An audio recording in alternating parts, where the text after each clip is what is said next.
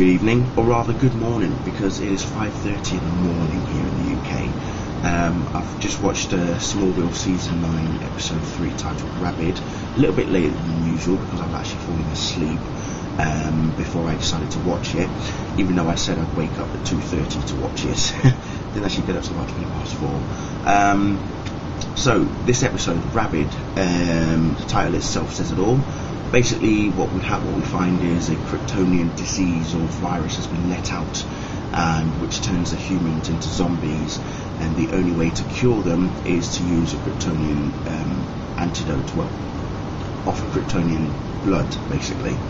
Now we know that the only person who's able to do that is Clark, but him doing that would mean that he reveals himself as a Kryptonian to Zod and his army. Although what he doesn't know is that Zod and his army believe that the Kryptonian who saved the humans isn't Clark, but is actually Jor-el. And if you watch the clip that I uploaded last week titled Kryptonian Symbols, you will know exactly what I'm talking about. Now, furthermore to this episode, we find the connection between Clark and Lois. Their chemistry is starting to get a little bit stronger, although Lois has revealed to Clark that she feels something for the Blur as well, because he makes her feel special, he makes her feel protected and, you know, someone important, but she has this feeling for him that she wants to just express to him, whereas Clark's saying, oh, it's just a crush, don't worry about it. But Lois is saying, no, it's not that, it's more than that. It now makes me realise that I don't want to be alone. Which is a good thing, but not for Clark. You know, he wants for Lois to also look at Clark and say, you know, I have feelings for you as well. But we know that Lois does. She just doesn't want to tell it, you know, face to face to him. But Clark wants to reassure Lois that between them two, everything is going to be fine. You know, that she can trust him. I'm sure she does know that she can trust Clark, but being the bumbling reporter that he is, you know, she likes to she preys on that. She uses that to her advantage, and you know, often kicks him down for it, but in a fun way. So we all know the connection, the relationship that Clark and Lois have between each other. So whether or not that's going to develop for Clark, that's another thing for him to see. But we obviously know the answer to that, don't we? Yeah. Oliver, his behaviour is getting worse. He's deteriorating more. He's drinking a lot more. He decides that he no longer wants to be the Green Arrow, even after a talking with Clark, where he says, you know, you were right about me, and I now know what I have to do. I've seen the person that I am.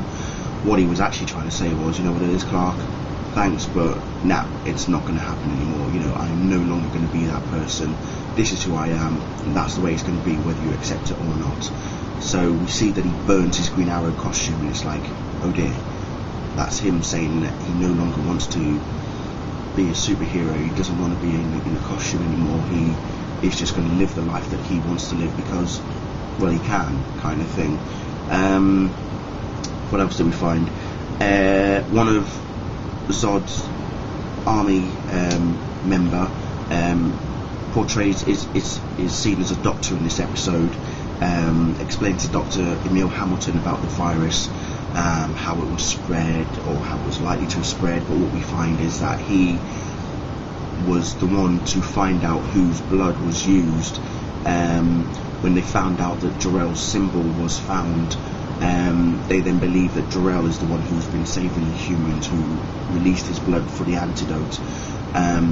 So now they're trying to think, well, hang on, if he's also emerged from where we've emerged, how is it he's got powers and we haven't? You know, has he stolen it from us in some way? Has he somehow gained these powers or found a way to get these powers and not revealed it to us? You know, that's what they're trying to do. Unfortunately, that doctor meets a fatal end with Zod.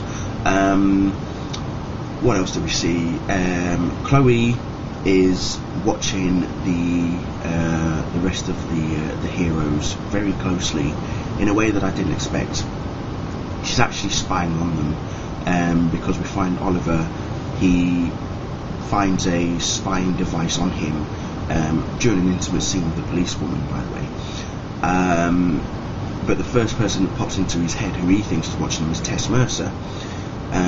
But we find later on, between a conversation between Chloe and Emil Hamilton, that she is actually watching them, but for their protection. She's actually out, she's just protecting them. She's watching them to make sure that they're not doing anything stupid, that they don't do anything to reveal themselves, to hurt themselves, or anything like that. So she's kind of, you know, she is really playing the whole Watchtower thing really, really well, but at the same time she's acting like their mother, if you know what I mean. You know, she worries about them a lot, which is fine. You can understand that. She's obviously worried about Clark in the past as well, so she feels it's her duty to look out for these heroes, to say to herself, look, no one else is looking out for them, so, you know, someone has to. And even if I have to do it without them knowing, then that's how she'll do it. So she's basically told Dr. Hamilton, whatever you do, don't tell anyone, because that's how I like it to be kept. No one else is to know that I'm looking out for them, and that's how it's going to be. So, you know, she knows what she's doing. It's that simple. We know that Tess and Lois both get infected by the virus in this episode. Pretty much Tess gets infected while she's in the mansion. Lois gets infected while she's at the Daily Planet, even though her and Clark, honestly, it was like watching a scene out of Resident Evil. They're both attacking these zombies and chucking them in places, and, you know, making sure that they don't get up again. So then you see Oliver also arrive into the Daily Planet armed with a shotgun, saying, well, I came here to see Tess Mercer, wasn't expecting Resident Evil. You know, that's as simple as it goes. So quite interesting, if you ask me, and quite funny as well.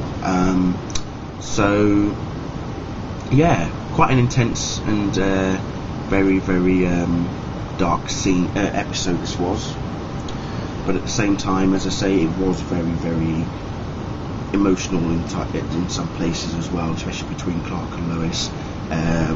Also watching Oliver spiral downwards even more as well. So a lot of things happening. You may have noticed at the beginning of this video I didn't put the Smallville introduction as I did with the other two reviews.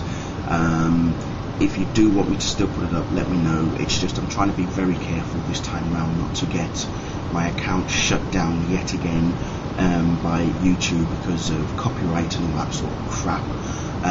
So if you still want me to use the intro, by all means let me know. I'll probably just use a bit of it like I did with reviews from season 8, and then we'll just go from there.